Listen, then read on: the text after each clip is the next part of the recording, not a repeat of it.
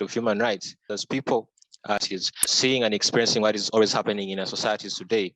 What is our role as young people, and how can we build more and engage our people to respect human rights? So we wanted to have this African discussion and bring all leaders on board, bring all young people on board, bring all activists on board to see a way forward, how we can build this up, to see a way forward, how we can champion respect of human rights in different African countries. So this discussion basically is a call to the young people from different African countries to become better and advance more and grow their passion in advancing and contributing to the role that they have to play as far as human rights is concerned, because it's something that is for us all. It is something that concerns us all. One human rights violation happening in one country will affect another country. So there's a saying that something affecting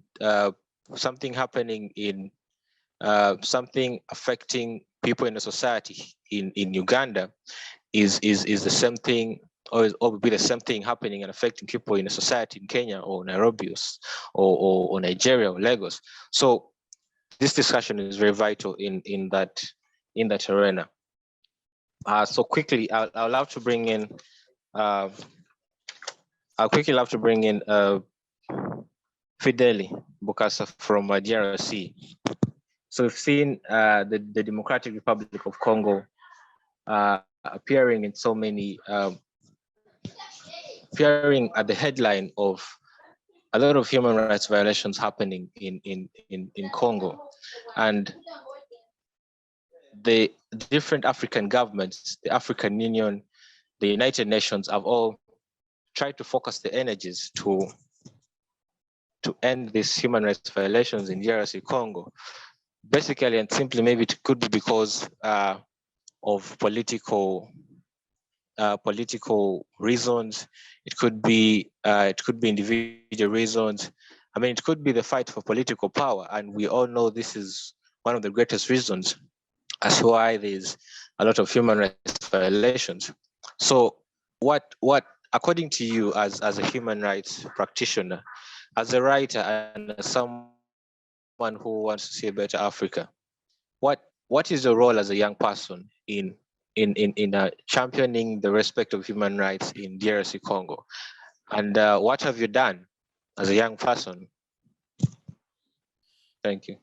Okay, thank you so much, Brother Dennis, for the floor and for the opportunity that you are giving me to present the global situation of the DRC, and also to say about what we are doing as youth in DRC.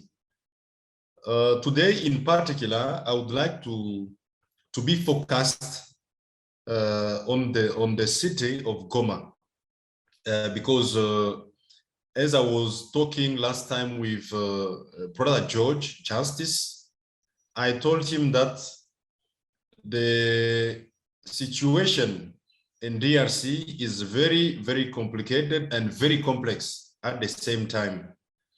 Why very complicated? Because the political environment is not fair with us. It cannot accept we make our researches without having problem with them. Once they see you registering things and going to publish, you are not welcomed by them. That the first problem, reason why I say it is very complicated.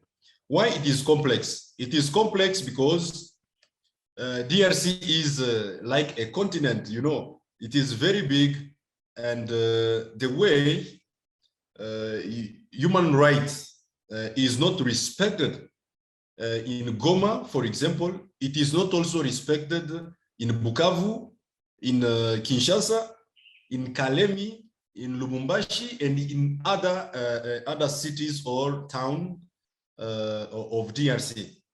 It means we must have what you call a project funded so that we may start going everywhere, because we have a big team here in DRC. Other people are in Kamina, they're in Katanga. The others, they are here in the east of DRC. But we cannot work if we don't have a project funded.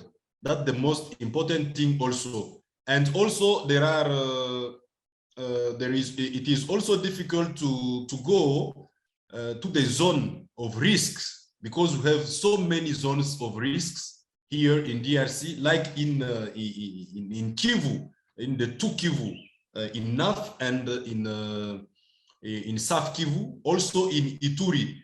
There are the three provinces in which you can identify so many violences related to human rights. So that's the most important thing. The most important thing we have to, how do you call it? In French, we say dépasser. We must go beyond these two situations I present so that we may work very well. And you know, we are collaborating with the government, but you know, politicals are not, I don't know the way they are believing. They are not right with us, especially researchers and people who are fighting against the violences in our country. The most important thing is that freedom is, yes, we can speak, but don't speak too much. Don't make publications, yes, don't publish a situation in which maybe violence has been done by the police or by the soldiers. No, you cannot say that. Or that the violence that has been done by the political people. No, don't say that. It means the environment is very, very complex, and you cannot work very well. But we are fighting because we are not there to follow what they need. No, for us, we are fighting for the human right, and the human right must be established in DRC definitively. That's our fight, and we are strong here in DRC. Youth. We are strong along the DRC. We are fighting, and we hope from conferences like this, from the forum organized, and from the discussion with youth, things will be going to change step by step. And you know,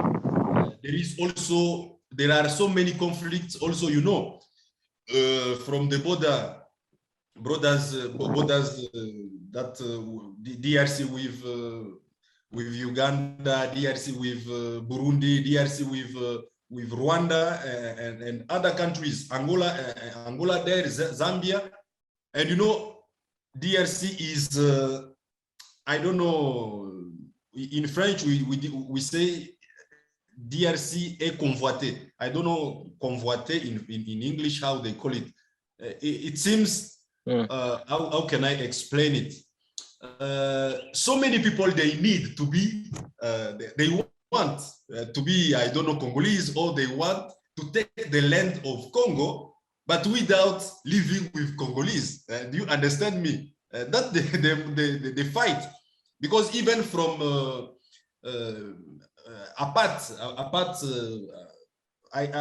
there are not only countries which are at the board of DRC. We have also other big countries. I don't know. There are so many things I can say. I'm waiting for Brother Justice. He's working on the slide. I will present you the situation of Goma, because I worked especially on Goma to present you right now the situation that we are living. I am in my office, but only to reach my office, I did not take the way, the main way. No, I came from quarters, from small roads, so that I may reach my office. Situation is not good. Yes, thank you so much. Okay, thank you so much, Brother Bukasa. We'll surely give you some time to project your presentation to us. Picking it up from there, Mr. Lem, Mr. Bukasa spoke about freedom, and in freedom, this is something very fundamental. If you understand, there are rights, there are fundamental rights, human rights that need to be upheld in each of every country, and these are rights that range from the rights to life and liberty, the rights to freedom of opinion and expression, which Mr. Bukas was speaking about, that you can speak but not too much. So this is another fundamental right that is being clearly violated in very many African countries. The right to freedom of expression is so much violated. Even to journalists, I believe we have some journalists here, you are restricted on what to write and what to speak about. You're restricted on what to cover on the media. And as a media journalist or as an individual who understands the human rights, who understands the rights that we have as human beings, I mean, these are things and these are examples that completely are degrading humanity and are degrading the respect of human rights. As a Ugandan, and you have seen what is happening in the Ugandan society, what is your take on the level of human rights violations happening in Uganda? And as a young person, because this is a discussion of the young people, as a young person, would you say that the young people have tried their best to advance the respect of human rights? And if not, how best can we do it as young people in Uganda? Yes, better. All right. I get you now. So I was saying that freedom, according to Jack Rosell, says that we are born free, but we are always in chains. In the fact that even though you have to express your freedom, you have to enjoy them within the society that you live in, and the society that you live in doesn't really accept the fact that you should always have the total freedom you want. To the extent that you always try to express this, but at one point you find yourself being limited. Particularly on this case, you realize that freedom as well is problematic, because at times we are hedonistic. We tend to always look for pleasure, and at some point, other people always look for eudaimonistic attributes or things that they can always be in or like enjoy, like, because there's a difference between happiness and freedom, and pleasure. So there's some level of freedom that we get in trying to express our levels of pleasure, and it is also problematic to the other people. Like, give you an example that I can be playing music. I can be playing music in my room and it is too high. It might affect my roommate or my friend. So that would be my pleasure, my happiness, but it can also affect the other person. And talking about the human rights violations and liberty as a country like Uganda, we have to remember that these are developing countries that you're talking about. And most times, whenever we try solving these issues, we tend to estimate how the governments are trying to affect our lives or go against our rights in some way, but we tend to forget what is beyond them. Yes, we tend to forget the international economic policies or concepts that are always affecting us. Because most likely, like give you an example of Bukasa's issue in DRC, you realize that, am I heard? Yes, please go ahead. So, You're being heard. talking about the issues like Bukasa's issue, like in DRC, I want to quote Cheikh Anta Diop. It says that by isolating oneself from the historical framework, one becomes exhausted in a false battle without without knowing it. You become exhausted in the floors battle, slicing the air with sharp sword lashes without knowing it. Because first and foremost, the DRC, the government and politics in DRC is determined by what they went through during the colonialism. Much as I would wish to hear much from Kasa about the DRC issues, but I want to realize and I want to recognize the fact that DRC is not only affected by the government. What is happening in DRC is just more of what the imperialists are trying to over push for, because the resources of DRC are not in the hands of the government, but the government is not that strong. It's not that strong to overwhelm the superpowers, because Uganda as a country can't fight a superpower. And most times, DRC as a country can't fight a superpower. So it's about uniting Africa. It's about creating that United States of Africa. In that aspect, you realize that at one point, these human rights we are talking about will also be harmonized. But the fact that we tend to overestimate how the governments are operating, we tend to forget what is really pushing them.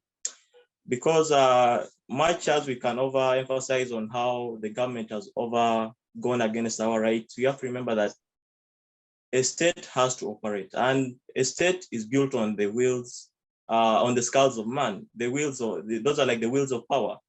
It's ideologies that will now push for something. And since they want to always push for something that is political and economically viable, it will always go against some people's rights. Like, give me an example in Uganda here. We're supposed to have implemented the SGR, the standard gauge railway. But given the fact that in our constitution, it says that there's need for you to compensate those who have been affected by the project itself. But this is a project that should be developmental at one point. So the Ugandans are expecting to have this standard gauge railway, and yet they also want to be compensated for the land that should be used to construct this railway. So it becomes more expensive to bring in some developmental aspect in a country like Uganda, because the people want to be paid to have the development there. And as the development is coming up, they will always complain about human rights and how they are affected and all that. So according to the Marxist approach, realize that he says that human rights are just idealistic. They're just illusions of the bourgeoisie class. Because if at all human rights are really human rights, why is it that only few people own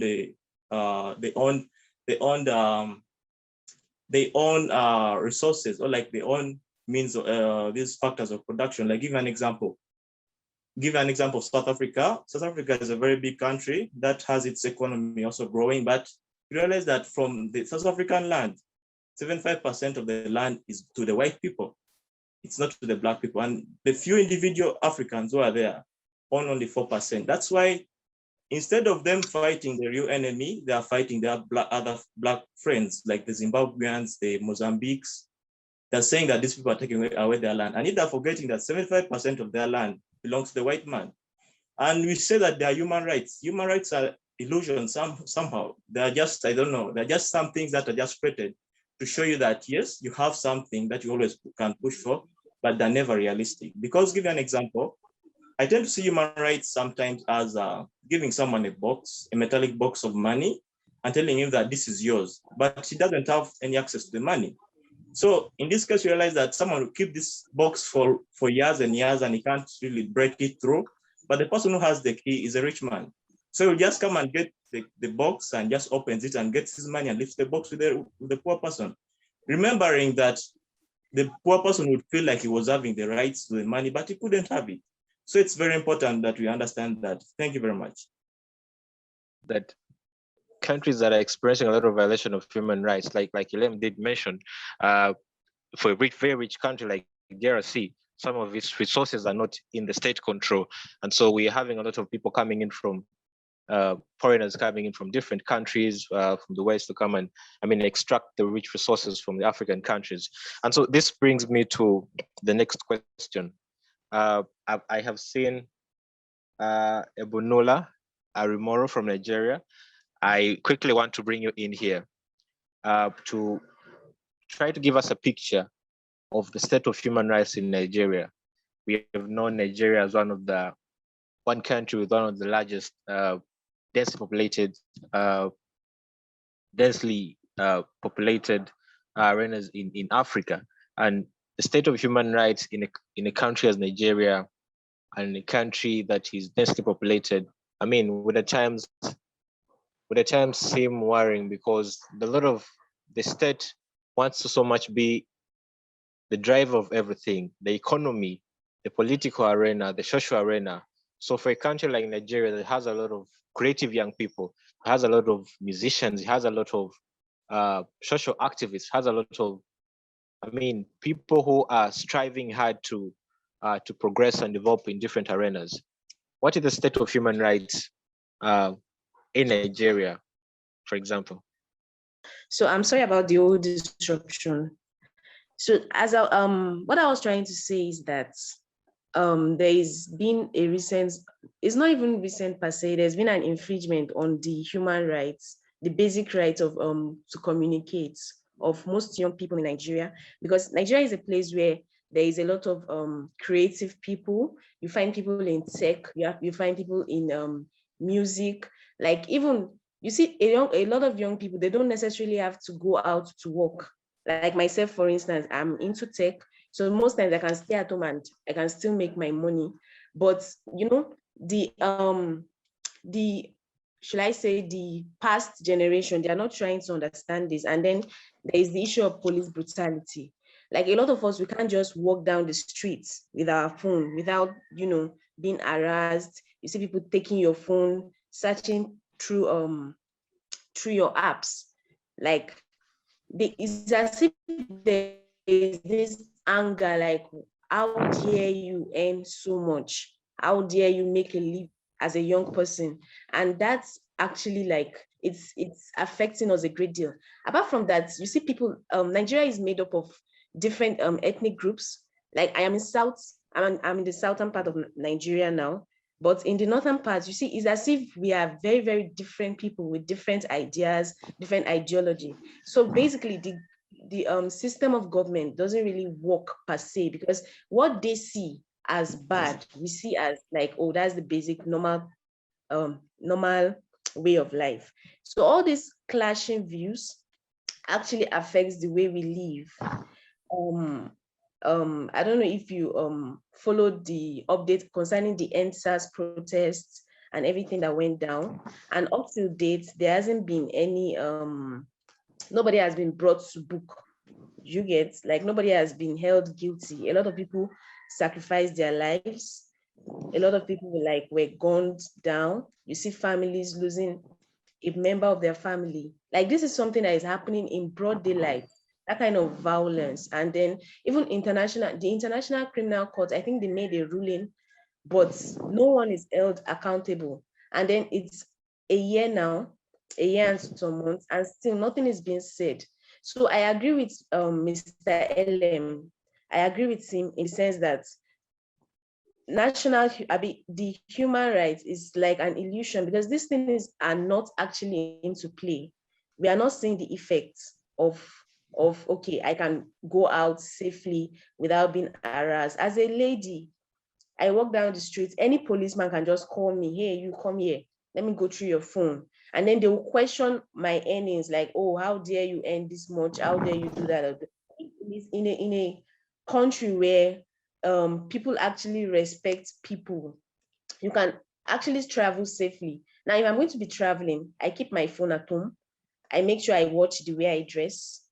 Do you get what I'm saying? So all these things is actually affecting us a great deal. Someone was making a comment recently, and it was like, when he wanted to like go through the airport and everything, they had to, because a grown man, a responsible man, they had to like hold him hostage, and like, oh, why would you be using an Apple laptop? Right. This is something that is not just realistic in any way. So the human rights for young people in Nigeria is being infringed upon. And I don't know if there is a way like we could raise an awareness. The thing is, a lot of people have even tried raising awareness about this issue. You see, a lot of people have, like the EndSARS protest that happened, that was against police brutality. And then even basic amenities like, oh, lights, or good roads or anything. Nobody is held accountable for all these things. The fact is, if you even raise your voice, they are going to like come at you real time. A lady recently had to like, go to the US for amnesty and all that because the government were against that. You know, this is a system where they can just release soldiers. You can just wake up to see soldiers in your house and they'll be like, oh, you posted something on social media and it was against the government. Recently, someone was arrested. I think it was held for a year because he posted concerning the president. He posted something concerning the president, and then, you know, he had no access to lawyers or anything. They just held him because they had the power to. Like these are the issues. These are the issues we are facing here. And if, I don't know, if, like the whole of Africa can just like stand. To me, I don't even believe in, let's like the recent issue that happened, you know, celebrities from all over the world. You see Beyonce, Rihanna, and everyone were like, okay, putting in their 2 cents. Yet nothing actually changed. There is an actual constitution in the states, and then nobody is making use of, nobody's following the law. The law has no weight. The law has no power. This is the kind of country where we wake up every day. Anything can happen anytime. Anybody can die, and then nobody is going to be held accountable. You just hold it as, it's one of those things.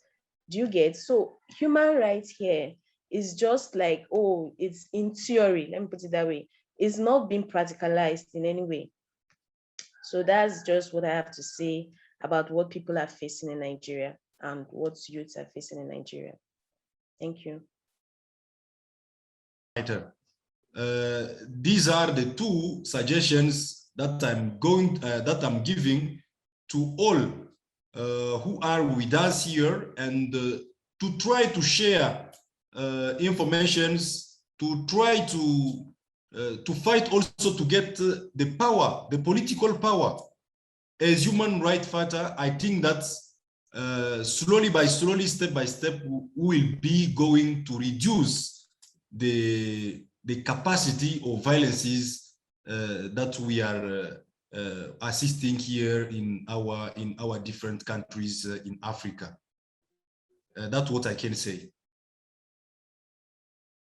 Okay, that's really interesting that you do not just report about the human rights abuses that are happening in the Democratic Republic of Congo. Actually, last time I had a sleepless night when you sent me the pictures of people who were being killed, and this was indeed a human rights abuse in that side, because our brothers are dying like animals. And when you try to reflect back to the Universal Declaration of Human Rights of 1948, even DR Congo is a signatory of this declaration about human rights. But sometimes yes, you ask yourself, yes, it is. countries are partial of this. So if they decide to do that, I think now it's our role to to hold these governments accountable, because when we just sit, we human rights activists, because we care about the dignity of fellow human beings. So I would be so happy to document the work. As a journalist, I think I can try my work to come up with reports on human rights, and we could proceed to the next level of identifying the United Nations, identifying the African Union, and the regional courts. It's also having we're all having a lot of big network issues, but good enough we can all step in for each other once one person has network issues. So I think I can take it on from there. So I wanted to pose a question to Ms. Arimora about the EndSARS riots that happened in Nigeria. I don't know if she got me by then, but I want to repose it again. I don't know if she answered it or because my network was bad, but we want to understand what inspired the EndSARS riots in Nigeria. And for a moment we thought for a moment we thought that the Nigerian government and the people of Nigeria, I mean, the state was going to a lot of anarchy and things were not just right and were not happening right. And as a Nigerian and as a young person in Nigeria, what do you think inspired these EndSARS riots? Just briefly in 2 minutes, we just want to understand what inspired the EndSARS riots. Okay, and what so- was the level of human rights violations that happened? All right, thanks for the question. So basically what inspired the EndSARS protest was police brutality, like I explained earlier. Like that's the most that's the biggest issue facing youths now. Like you can't travel freely without police just asking for your devices and then they extort you. So I think the EndSARS protest was like, it was made out of, build up tension. Many people have been talking about these, using their social media to like voice out, like police are extorting us. Police were meant to protect us, and now they are asking for bribes. Like, they can check through your bank app and then take all your money, or they will even drive you with your ATM with your ATM card to an ATM to collect your money. Like, this kind of daylight robbery. So people were fed up, especially the youth. We were just fed up. So this protest, I think it went on for about 8 days. People were just like in the streets of their states. People were coming out to speak up using their social media to like talk about it, and they were using the hashtag EndSARS, end police brutality. So SARS was like a special should I say a special, I don't know the word to use, like a special group within the police. Like they were supposed to be fighting against corruption, and instead of doing that, they were extorting the youths and collecting money. So the whole issue with the violence started when the governments were trying to like, suppress the voice of the youth. They were threatening the youths and they were threatening us like, oh, if you guys keep talking about this, we are going to bring out soldiers. You needed to see like soldiers were out in their full armor against civilians who didn't have any way to like, protect themselves. And then the whole thing went down. I guess the government was scared that a lot of people were having information about Nigeria and the whole how rotten the system was. I told you like a lot of celebrities around the world were like weighing in to the matter. So they needed to shut the whole thing down. And that was what happened in on the night of October 20, 2021. And they killed a lot of people. Like a lot of violence just went down. And the painful aspect is till date, no one has been brought to book. No one has been like, charged. Nobody is saying who gave the order. Like if you are conversant with our Nigerian space, sometimes people will just talk about like who gave the order to go and kill those people. Like up to now, no one is claiming responsibility for it. And then in the aftermath, they organized a panel made up of youths, and they were like, whatever the whatever results comes out, they will follow through. And then the panel actually even come, people, they were lying and were like, oh, nothing happened. The old video was doctored, and then the panel actually came out with the result that there was actual violence that took place. And then up to now, no one is saying anything about it. So that's, the events and everything, that was what triggered the EndSARS protest. Okay, thank you so much, Ms. Aramora. That was very insightful. We have come to understand that what is going through in very many different African countries could actually happen. I mean, what is going through in one African country or two could actually happen in many and many more African countries. And right from there, I want to bring in a lawyer. As a lawyer, we have, as the law and legal practitioners, we also decided to bring in Chidera Lillian from Nigeria as well. She's a lawyer, and I just want to bring in the legal perspective here. So Miss Lillian, she has not yet spoken. I believe she joined in late. But Miss Lillian, as a lawyer or as a legal practitioner, with the state of human rights violations happening in Africa and in different African countries, profession done, and what is the legal profession cooking to do as I mean, as regards to policies and laws to protect and promote human rights? For example, in Nigeria, speak about Nigeria. What is the legal profession doing in Nigeria to uphold and promote human rights? I mean, in terms of policies and laws. Thank you. We just want to hear in 3 minutes. I'll give you 3 minutes because you haven't yet spoken. Thank you. Good morning. Good morning, everyone. Good morning. Hello. Good morning. So it's your question about what lawyers are doing in regards to human rights in Nigeria.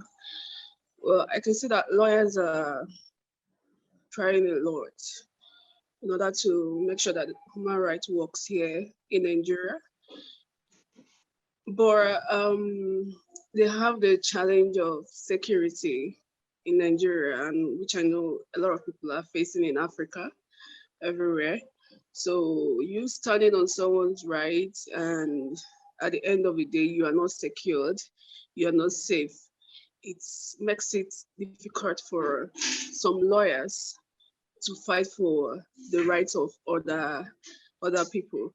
So me as a human rights lawyer, I can actually talk for myself and the challenges I'm facing and the things I'm doing in Nigeria in order to make human rights to keep going and to be upheld. Well, lawyers are trying a lot, and I'm also trying. In what lawyers do, they have what they call legal aid. Legal aid gives opportunity to people that their rights have been violated to come out and express themselves to the lawyers, and the lawyers can go ahead to take the matter to court or find a way for an amicable settlement between the infringer and the person that its rights was infringed upon. So basically on that aspect, lawyers in Nigeria and me as an example, they are actually trying a lot with the license they have to go ahead and protect people's rights legally, because all they can do is to take it to court and stand in for people and defend them. I believe that's mostly what lawyers will be doing for people. Then some people like me go ahead to like educate people on their human rights, because I believe that sensitization will make you more aware of your rights and make you to know the right things to do and the things not to do. So I go ahead to sensitize people in different states in Nigeria. I talk about human rights, international human rights to people and how to stand on their ground. So I actually noticed that a lot of people don't know their rights. A lot of people don't know their rights because a lot of Nigerians, we are trained with fear from home. So imagine when you're growing up and your parents are beating you up, your teacher is flogging you, your community is beating you, you're having the social stigma around, people are mocking you. So when you're growing up, you're just scared of a lot of things to happen. So a lot of people don't get to stand on their rights. A lot of people don't get to fight for their rights because they are afraid. They're afraid of a lot of things. That fear of being beaten. When they're growing up, they will have the fear of being killed. So some people, when their rights are infringed on, they will just let it go, which doesn't even help the society, because when you let it go, it will become a norm. So the challenges some lawyers face, like the challenges I face sometimes, is that when these rights are infringed upon, and maybe the person will voice out to you, "Oh, barrister, I need this, that." Then it's time to go ahead with the matter, and the person comes up to tell you, "Oh, you know what, I'm afraid I can't really do this." So, okay, let's get the police protection, and most times, which doesn't work here in Nigeria, because even the police is looking for protection also from their own side. So which doesn't really work very well. So they just become afraid and say, okay, let's leave this whole thing aside and go ahead with our life and leave it. So I think these are some of the challenges people face. These are some of the things that are happening around when it comes to human rights. And for a lawyer, insecurity also, because a lot of lawyers are being killed. A lot of human rights lawyers are being killed when they are trying to stand in for their clients or the people that their rights have been infringed on, whether it's one person or a class action that's on the mass. So it's actually a little bit crazy out here, especially here in Africa. There are a lot of insecurity, a lot of things going on that you'll be scared. So I think that's a challenge. And also now some African young people who I have noticed that have been trained in a way that doesn't fit well for the human rights activism. So in a way, like, they have been trained the ideology that you just have to kill this person, you just have to do drugs, you just have to do this, you just have to do that. Like, it's going on. Well, I can say that, I don't know, I'm already out of time, or should I go on? Yes, you're out of time, but you'd wind up in 30 seconds. Okay, all right, no problem. So, well, generally, these are the things going on when it comes to human rights and the challenges. One of the big challenges is the security. And one of the things we are already doing is trying so hard to make sure that people get to understand their rights and stand on it, because if you don't know your rights, we won't be able to help you. The society won't be helped at all when it comes to human rights. So we sensitize so you know your rights, and so that when it's infringed upon, you can come to us, then we go ahead to take care of it for you. All right. Thank you. All right. Thank you so much, Lillian. That was very insightful.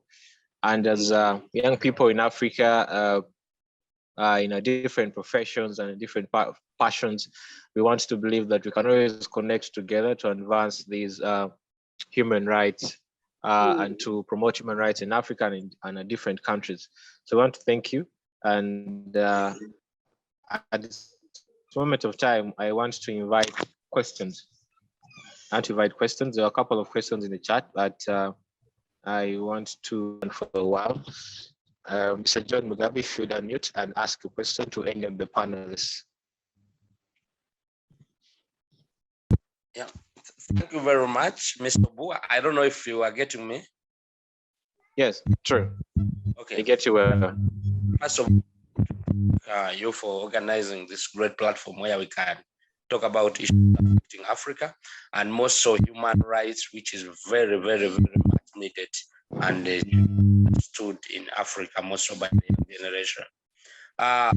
There is one speaker, I think Serem, who talked about the state surviving on incarcerating or taking away the human rights. And my thinking and my belief is that human rights is God-given. Human rights is not a state or a government or a group of people giving you privilege. But the problem we do have in Africa and in our society mostly is how deeply are we entrenched in understanding our rights and also defending them. Human rights all over the global world is attained by people having capacity to defend their rights and their own rights. So, call the speaker this question: how best can we build the masses of people, starting from grassroots, to ensure that they can defend their God-given rights from even the state? My last question is the economic rights. What should come first between economic rights and the human rights as they understand it? Thank you. Okay, thank you so much, Mr. John Mugabe. So, Mr. Elem, I think the question was being directed to you. All right. Thank you very much for this other opportunity. I was burning up with some ideas also here. Seemingly to talk about what Mr. Mugabe Socrates has brought about, I'd wish to first distinguish the rights. He first asked what's the difference between human rights and individual rights, but probably we have to know that human rights are separated into three. There are generations of rights. Like the first generation of rights, these are called the civil and political rights.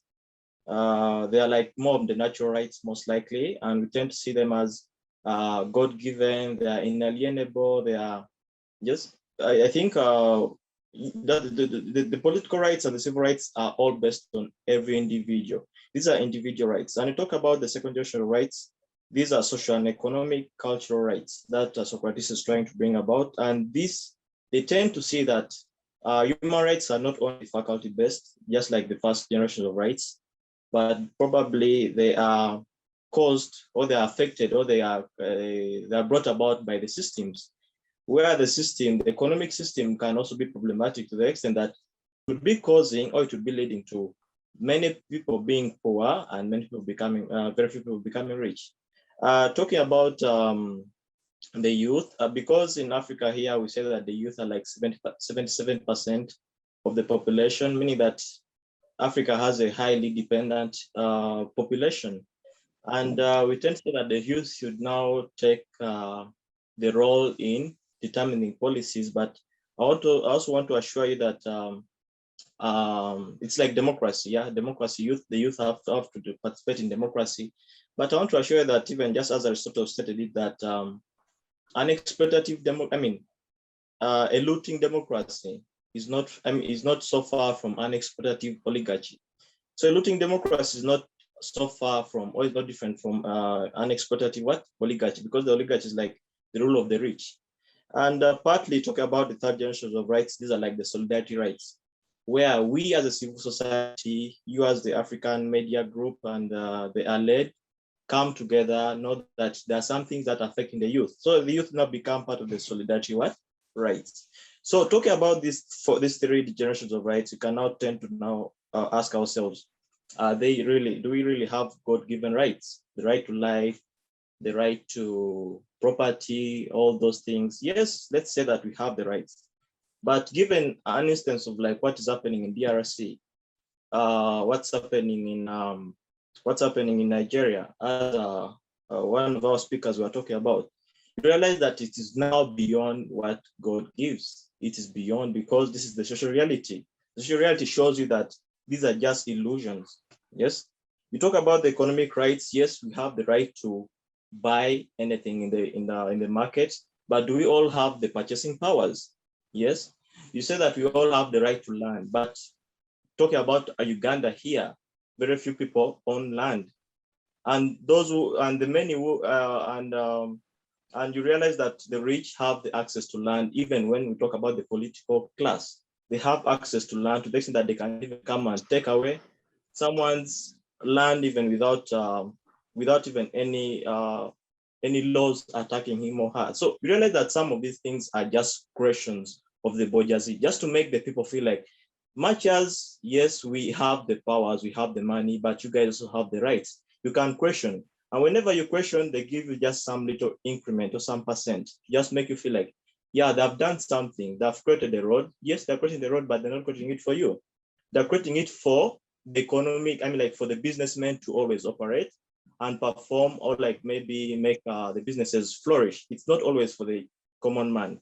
But now when you talk about God-given rights, I want to assure you one thing, that we've always seen these things to be like, we said that the right to life, the right to property, but you have to understand one thing, that you cannot ensure equal distribution of property. Just like Aristotle one time exhibited some wisdom by saying that it's easier to equalize men's desire than ensure equal distribution of property. Not everyone can have access to property, and not everyone can be equal. Yes, even though we are going to talk about God-given rights, we have to be equal, but equality is also just an illusion. It's more of equity, fairness. How can you compare someone who studied a PhD and someone who just did and ended up in senior six, and you say that they have equal rights? At one point, you realize that the system always dictates that the person who has a PhD has been given prior rights, or like something like that. So you realize that some of these things, we always talk about them, God-given, yes, but we say that now. Give an example of like Katanga in Uganda here. Someone one time was saying, last time we had some discussion where people were saying that let's go and give charitable, we have to go and give some goods to the Katanga people, because they are living in a slum, they are affected, they have problems and all that. But I told them that no, it's not all about problems. It's about what we love. Because right now we always talk about, is Uganda developing? Economic development is always what is in our minds. Yes, Uganda is developing. We have roads, we have flats being created, but the effects of urbanization it's always affecting the people in Katanga, like in Uganda here. Because the more we become urbanized, the more that space there keeps on reducing, and the more those people there will always have problems, and the more some of them will even lose land. Some of them, this is like the ancestral land in Uganda here. And talking about issues of the government and all the things happening in Nigeria and DRC, we also have to remember that we've always emphasized on the economic development in many countries. Like we said that, is Uganda developing? Yes, right now they will say that Nigeria is one of the fastest developing countries. South Africa is one of the fastest developing countries. But these are all economical rights. These are like rights that we always emphasize on. But we fail to realize that the social development. That's why in Nigeria, people are being killed by the police, and no one is considering that as something that's affecting the development of people. So sometimes whenever we consider development, we tend to realize that development comes with punishment. Yes.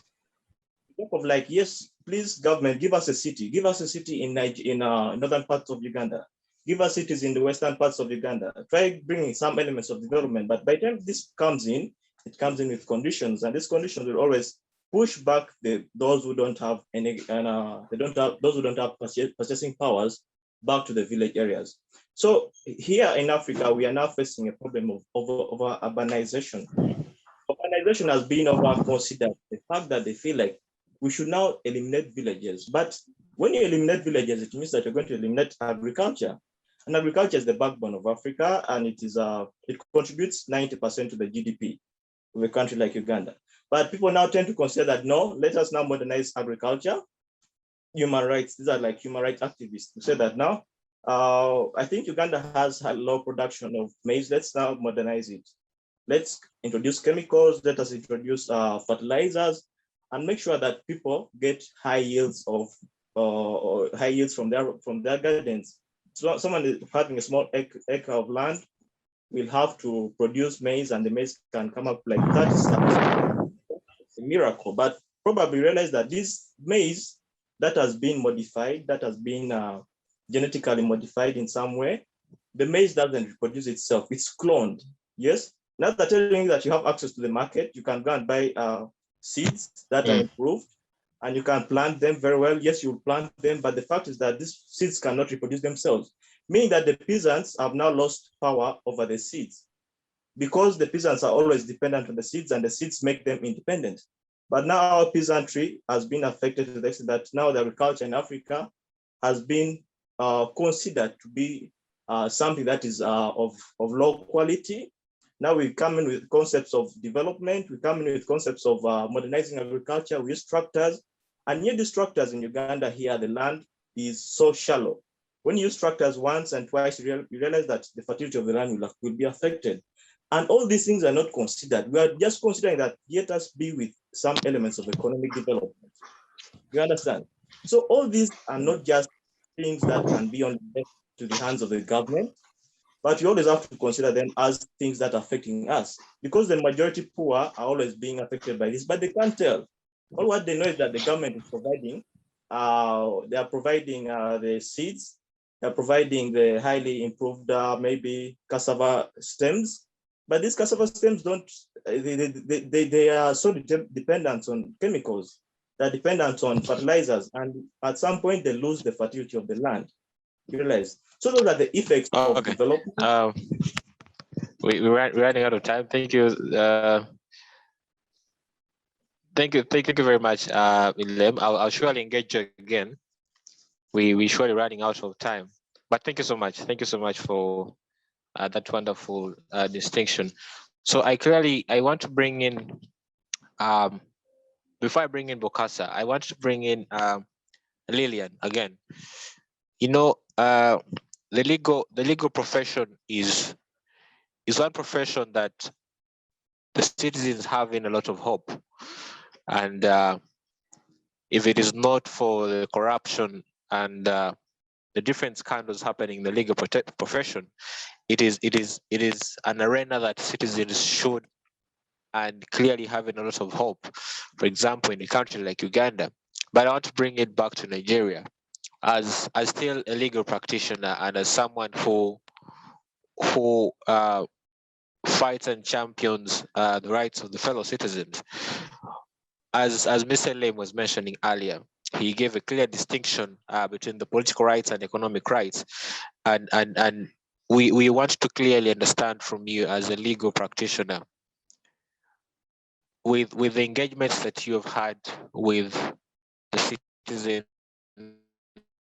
that you have had as the legal profession, do you think that the citizens care to understand the distinction and care to understand their role in championing political rights and economic rights? Do you think citizens care? Okay, I will sound this. Just it is the.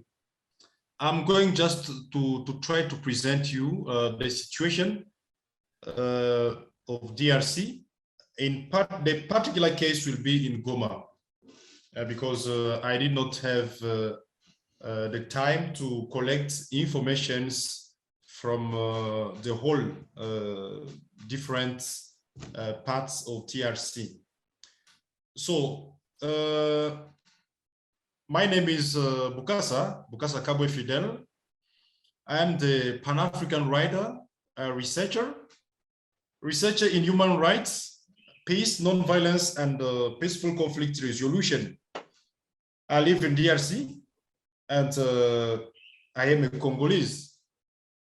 Okay, what I would like to present is this. So, you know, I was chosen to try to bring the human rights situation of the DRC. As you know, freedom is a fundamental right of everyone. It is without discussion. From this point of view, it is strictly respectful to put the man at the center of everything. So, since life is sacred, perfect human beings depend on it and must be more respected. even if it is not that we are seeing in our different countries in Africa. However, the situation in DRC has remained very, very worrying for some time. Massive human rights violence has been a critical situation that should concern human rights activists, researchers, politicians, and goals. Doing the retrospective of the deaths of Patrice Lumumba, for example, Laurent Désiré Kabila, Chebeya, Fidel Bazana, Rossi Mukendi, Luke Nkulula, and yesterday, even today, when I'm talking with you, there are people who has been killed today, this morning. And myself, to reach my office, it was very, very complicated. I came from different quarters to reach my office. And now I don't know how I will reach my residence because the situation is very, very complicated. So I would like to mention here that Chebeya and Fidel Bazana, Rossi Mukendi and Luke Nkulula, they were human rights fighters in DRC. Very, very big people, but they have killed because they were very active and very present to make reports and to condemn the violences that has been committed in DRC. So this is how the situation of human rights violences in DRC is sprinted, because it is like a picture that I'm going to present you. In Inform, I would like to inform you that in North Kivu and in the province of Ituri, we are led by how do you call by soldiers. We are led by soldiers, and I would like to tell you that since we are with them, situation is going bad and bad every day. Every day. So now I would like to inform you in particular about what happened in Goma. In Goma since 2 weeks up to today. These are not all informations, but I think that it will be a kind of picture that I am going to show you. On December 16th, there was a big tension in Goma after murder of of two people. Two people were killed. How? I'm going to explain you. There was a kind of robbers robbers in one quarter, and 4 people was wounded, and 2 of them died. There are so details here that I cannot mention because of the time, but in global, I have to inform you that in DRC and in particular in Goma, situation is not good. We are living, and when you sleep, you don't know if tomorrow will be very good for you and if freedom will be respected. And especially for us, human rights fighter, it can be by reporting, it can be by taking information here and there. We are not safe. We are not safe in DRC. Today, I'm going to give you the information that happened today. There was the how do you call the opposition between youth and police. One people to the civilian part died this morning, and somebody is going. I am informed now, right now. They send me a message that one police also died. It means that we have to make our effort in DRC to, I don't know how to explain it, but it is painful. It is painful. We are living with, we are afraid to live in DRC, in particular living in Goma. And you know, Goma is beautiful, and everything is there. You can get everything without difficult, but security is very, very bad, very worse, I tell you. Okay, go down again. Okay, up. Okay, up again. There, stop there. So, no, go again.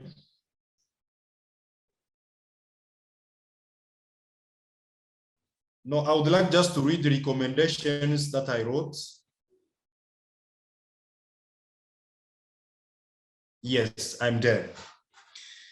So, according to what I present you, to put an end to these crimes in Goma, the Urban Civil Society of Goma, so in which I am one of, suggests the following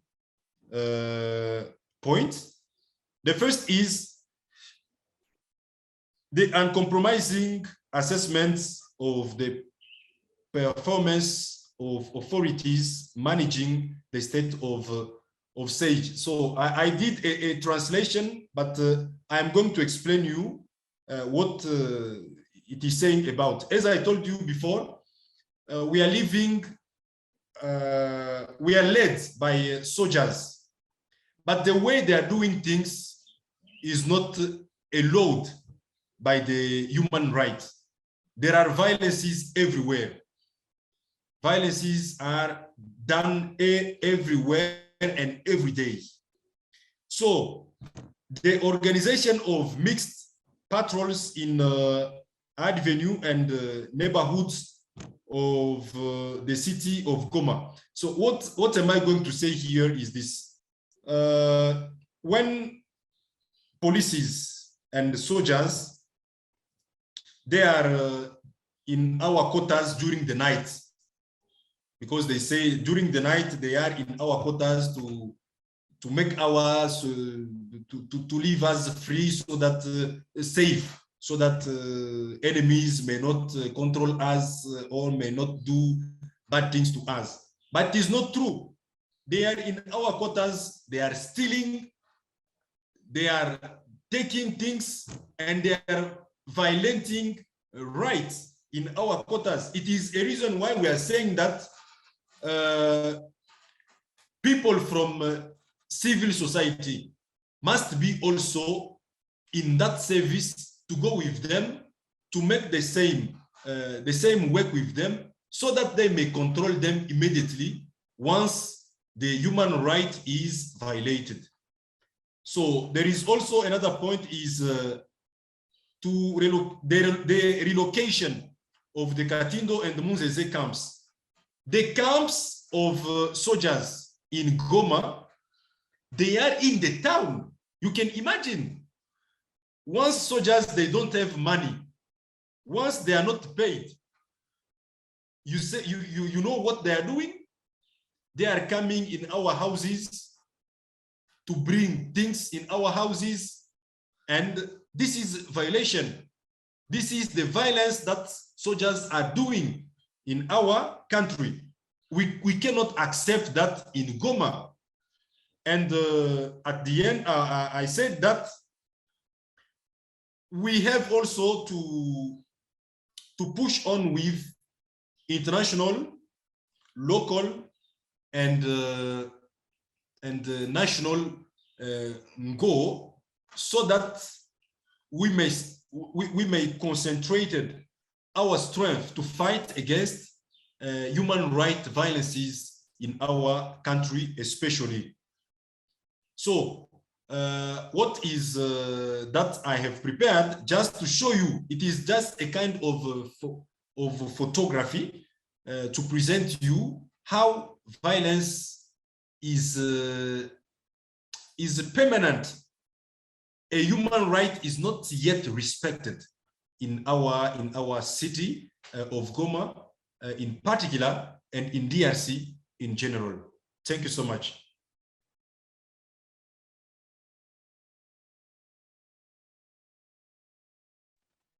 Okay, thank you so much, Mr. Bukasa.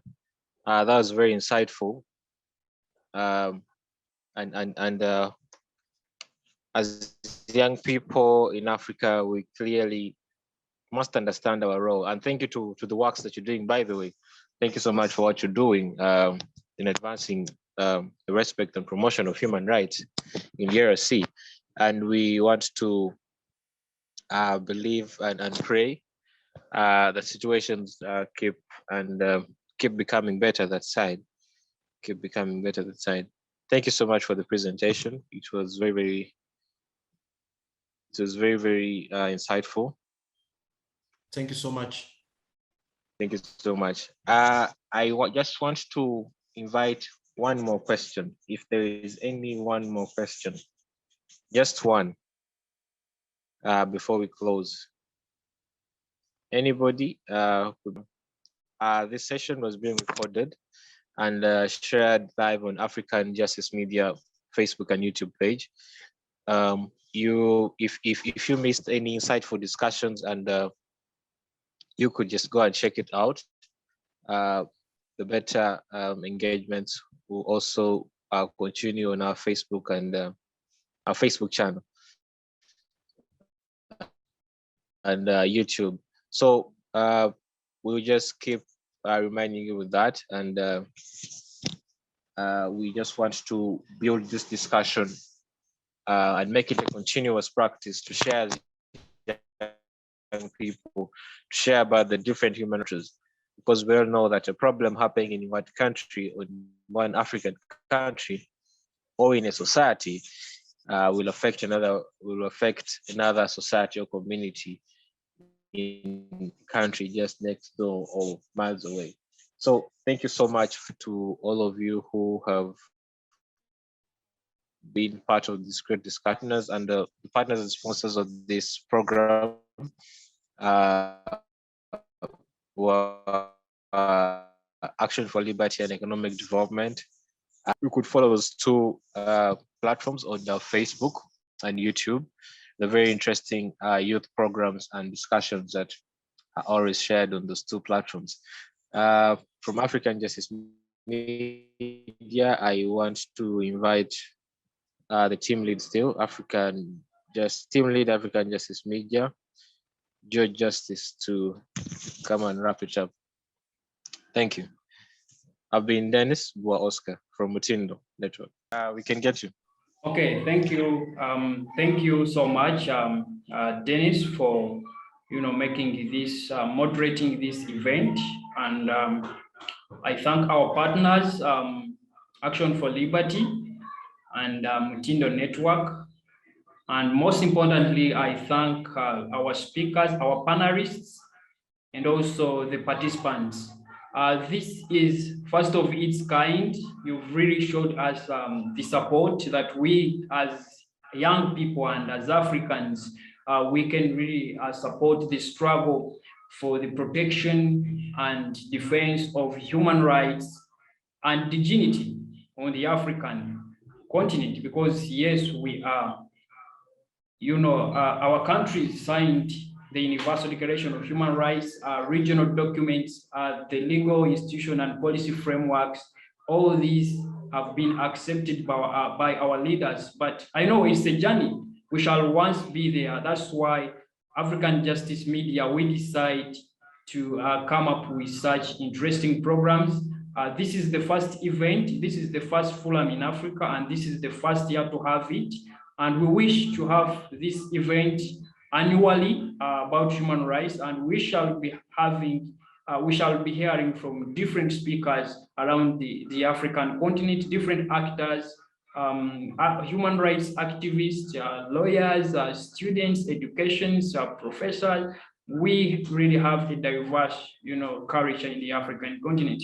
But at the end of the day, I know we shall be free, and we shall have the justice, and we shall end the human rights abuses on the African continent. So thank you so much. We are always open for partnerships, and in case you have reports for us, we do journalism, and of course we think that journalism is we can use the media tools, we can use journalism tools to fight for human rights and advocate for them. This video is going to start trending, and is going to act as a report, because when we meet the United Nations, the African Union, this is what we are going to present. These are voices from the African continent. These are voices from different countries of the African continent. It's not from us as media, but it's from the people who are suffering. It's from the people who are on the ground. So we thank you for joining in. Those who have been, so I was saying that this event is actually in partnership, is pure on voluntary basis. We do not have any fund as of yet, but we believe in the spirit of voluntary cooperation. So we have been able to partner with Mutindo Network, and thank you for the partnership, and Action for Liberal and Economic Development. Thank you as well for the partnership and for the Zoom.